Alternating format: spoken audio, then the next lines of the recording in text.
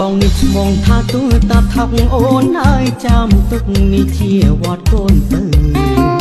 តែបងកើតឡើងក្នុងនេះគុំតើតែបងកើតឡើងក្នុងនេះគុំតើបើគិតឲ្យត្រូវបាន47ឆ្នាំបើគិតឲ្យត្រូវបាន47ឆ្នាំមកកាមេរ៉ារចនាសម្ព័ន្ធតើប្រុសតូចតន់បងកើតនៅឆ្នាំណានឹងមានប៉ុន្មានព្រះចៅអធិការនឹងមានប៉ុន្មានព្រះចៅអធិការសំប្រោរៀមរាមេត្តាប្រាប់ផងសំប្រោរៀមរាមេត្តាប្រាប់ផងកើតឆ្នាំ1972ផងរិស័តមូលមានសទ្ធាច្រាំងថ្លាបាន9ព្រះចៅអធិការបាន9ព្រះចៅអធិការក៏សាងនេះណាដល់ប្រាំងមហាគឹមសេនក៏សាងនេះណាដល់ប្រាំងមហាគឹមសេន